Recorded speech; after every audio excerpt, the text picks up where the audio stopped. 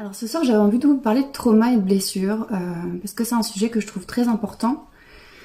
Selon moi tout part de là, voilà. Ce que je vous partage c'est ma vérité, c'est des choses qui résonnent en moi, ça fait partie de mon chemin et de mon expérience. Et voilà, donc je voulais vous parler de ça. J'ai organisé mes idées comme l'autre fois parce que sinon ça part un peu dans tous les sens. Du coup voilà, je vais vous faire un petit peu une pseudo-lecture où je vous parle de ça. Alors les traumas et les blessures, selon moi, en fait, empêchent d'accéder à un niveau de conscience plus haut du réel.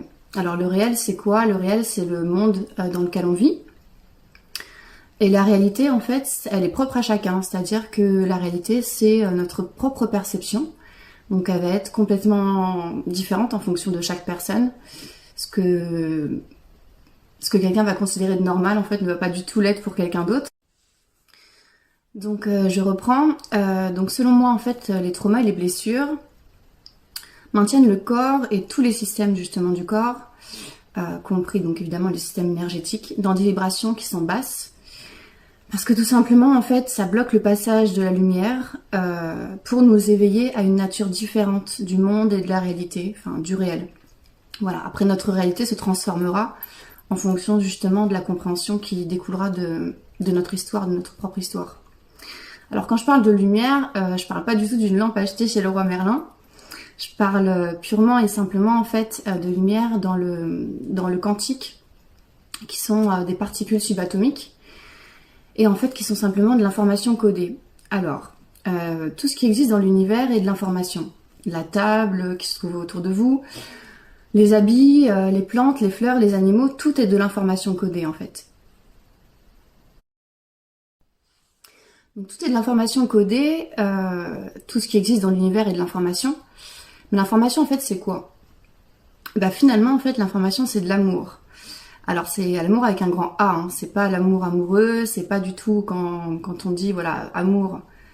Il y a amour et amour.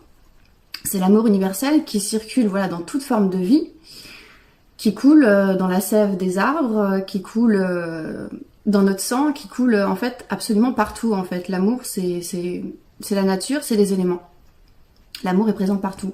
Et ces particules d'information en fait, ce qu'elles cherchent, c'est en permanence à s'agglutiner, c'est-à-dire à se rassembler. Et c'est ça le principe de l'amour et donc du divin finalement, c'est de réunir. Et donc chaque trauma crée des fragments en nous, des splits, des séparations. Voilà, vous pouvez regarder le film Split si ça vous intéresse. Vous pouvez regarder le film Split si ça vous intéresse. Je reprends. C'est un film qui est assez pertinent sur ça. Après, c'est très extrême, mais il faut quand même savoir que voilà, nous possédons tous en nous différentes parties, différents fragments, différentes identités en fait, qui du coup ont chacune leur propre système de fonctionnement, leur propre intégrité et leur propre monde. Et ce qu'il y a, c'est que ces parties, en fait, elles sont pas forcément toutes d'accord les unes avec les autres. Et c'est ça qui crée du conflit, en fait, en nous. C'est que certaines vont vouloir quelque chose et d'autres vont vouloir autre chose. Et comme il y a beaucoup, généralement, de conflits de loyauté, puisque certaines parties, du coup, sont liées, que ça soit, par exemple, à notre père, à notre mère, du coup, séparément, évidemment, à nos grands-parents, à des amis, à plein de choses, en fait. Et ça crée beaucoup de conflits, en fait, en nous. Donc si on part de ce principe, les traumas en fait ce sont des ombres. Quand vous voyez dans certains films, dans des films un petit peu, pas de science-fiction, mais un petit peu féerique ou tout ce que vous voulez, il y a les ombres qui sont libérées, il y a des ombres qui essayent de s'échapper, et les ombres, qu'est-ce qu'elles font? En fait, elles crient. Et c'est toujours comme ça. Voilà, mais qu'est-ce que sont les ombres? En fait, ce sont des informations qui sont non conscientes de leur nature profonde. L'amour, ce sont des ténèbres. Donc, un lieu où il ne règne aucune lumière, puisqu'elles sont purement et simplement séparées de la source, donc de leur nature en fait véritable. C'est donc un amas de souffrance, se sentant coupé de l'amour tout simplement, parce que l'ombre, avec un grand O, un grand O, ne sait pas du tout. Donc l'ombre ne sait pas du tout qui elle est, en fait, elle est complètement perdue. Elle est à la recherche de quelque chose qu'elle ne parvient pas du tout à trouver. Et de ce fait, plus les traumas, donc moins les traumas en fait ont été visités, plus les ombres prendront de l'ampleur, évidemment, parce qu'elles cherchent quoi? Elles cherchent à être vues. Donc ça va se manifester par plein de choses, des comportements très extrêmes, de la souffrance, de la tristesse, de la colère, de l'irritabilité, de la frustration, de la jalousie, toutes ces choses, entre guillemets, qu'on peut considérer comme des défauts négatifs. En fait, il n'y a pas de négatif ou de positif, il y a surtout des choses en fait qui ne sont pas conscientes de ce qu'elles sont. Donc qui se maintiennent justement dans des vibrations et dans des états qui sont plutôt bas en fait. Les ondes du coup prendront de l'ampleur et les ténèbres en nous en fait, du coup de l'espace évidemment. Donc plus les ténèbres et plus les ombres et les traumas prennent de l'espace, moins il y a de place pour que la lumière circule et pour qu'elle passe. Et on se sent du coup dans une détresse insurmontable, à des degrés chacun évidemment différemment en fonction de notre histoire. Alors qu'au fond, en fait, la seule chose que toute création cherche, c'est se reconnecter à sa nature profonde, l'amour et la lumière. Nos situations de vie viennent appuyer, chacune, sur tout ça, pour faire la lumière dans ces ténèbres à chaque instant. C'est à nous de saisir l'opportunité et de laisser une lumière s'engouffrer, parce que c'est ce que la lumière, en fait, elle cherche à faire, elle cherche à passer partout. C'est ça qu'il faut bien comprendre. Pour provoquer une transformation, ou non, évidemment, c'est toujours libre à chacun, puisque, voilà, la loi du libre arbitre, si on peut dire ça comme ça. Chaque transformation amène un niveau de conscience différent, que c'est de rester dans le même état de conscience qui fait souffrir. Parce que l'âme, elle cherche à s'expandre. Voilà, donc j'espère que ce sujet vous plaît. C'est un sujet moi qui me tient vraiment à cœur parce que pour être très transparente avec vous,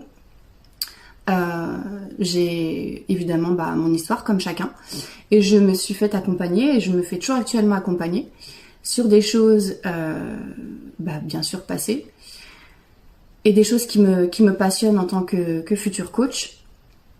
Et voilà, j'ai vraiment à cœur de partager toutes ces choses avec vous qui peuvent parfois sembler complexes, mais j'essaye au mieux de vous les vulgariser, si on peut dire ça comme ça, pour que certaines choses un petit peu délicates soient plus facilement intégrées et intégrables, parce que j'en conviens vraiment que c'est des choses dont on nous parle aussi très peu, et qu'il est pour moi primordial de vous partager tout ça.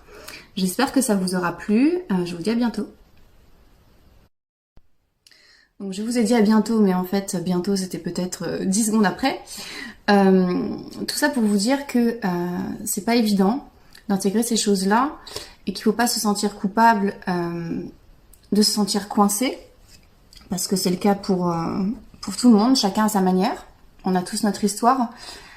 Mais je pense que la première étape dans ça, c'est déjà d'avoir conscience de ça. Et de se dire que, voilà, là je vois déjà telle chose, prendre un papier et noter déjà ce qui se passe en nous, noter ce qu'on peut voir, noter ce qui ressort, avec tout le courage et toute l'humilité que ça demande, parce qu'évidemment c'est pas facile, ça ne nous concerne pas que nous, ça nous concerne beaucoup de monde, ça implique du monde, hein, ça implique toute une lignée aussi familiale, et c'est surtout aussi par amour pour soi d'abord, mais l'amour pour soi se répand aussi sur les autres évidemment. Donc sur sa famille et sur son entourage. Si j'ai un conseil à vous donner du coup sur ça pour finir, c'est vraiment voilà de faire preuve de beaucoup de bienveillance envers vous-même et beaucoup de patience, parce que la vie aussi a besoin de son temps sur certaines choses. Évidemment, chacun aura une vision différente de ça. Mais chacun aura ses besoins aussi différents. On n'a pas tous le même rythme. On n'a ni le même rythme d'intégration, ni le même rythme tout court en fait. Donc voilà, un petit conseil, c'est vraiment de prendre le temps d'appréhender le monde qu'il y a à l'intérieur de vous. Parce que c'est vraiment ça, c'est un monde, et c'est un monde immense. Il y a toute une famille, et il y a tout un tas de mondes en fait, c'est des mondes dans des mondes. Voilà. Vous pouvez retrouver toutes ces stories que je fais du coup en facecam dans les stories permanentes coaching, si ça vous intéresse d'y revenir. Toute transformation est un élan du cœur. C'est-à-dire que on ne peut pas entamer un travail ou une transformation profonde depuis le même niveau de conscience qui a créé ça, c'est-à-dire l'ego. L'ego, il ne veut pas changer. Il a son rôle dans la structure, mais on ne fait pas un travail spirituel depuis l'ego. Ça doit vraiment venir d'un élan du cœur, de quelque chose de très profond. C'est purement et simplement de l'amour pour vous, en fait, de l'amour pour vous connaître plus, pour vous appréhender plus, pour vous découvrir justement dans votre entièreté, pour devenir plus complet, pour atteindre justement un état de complétude de vous-même, rassembler un petit peu justement tous ces morceaux éparpillés de vous, qui créent de la confusion et qui créent de l'instabilité finalement, parce que c'est ça, on est en instabilité de soi, parce qu'on ne se... On est en instabilité de soi parce qu'en fait on ne se connaît pas, et je peux vous dire que je sais de quoi je parle, tout simplement parce que justement toutes ces parties sont éparpillées et qu'elles demandent à être vues et à être reconnues. Et donc cette transformation, selon moi, elle arrive aussi en utilisant et en faisant appel à un élément particulier, c'est-à-dire le feu. Dans toutes les initiations qu'on appelle l'initiation par le feu, il y a cette flamme justement qui doit s'allumer en nous, en soi justement dans le cœur, pour pouvoir irradier après. Mais qui dit initiation par le feu dit aussi initiation par le feu, c'est-à-dire que il faut transformer avec ce feu, faire brûler, on va dire, pas pour détruire, mais pour reconnaître ces choses justement en nous en fait. Et voilà, donc ça fait mal, c'est douloureux, c'est pas facile, mais c'est de l'amour pour soi, vraiment principalement, et c'est ça qu'il faut retenir, c'est que les choses, on les fait pour soi, d'abord, pas de manière égoïste, mais parce que ça va aussi impacter le monde après.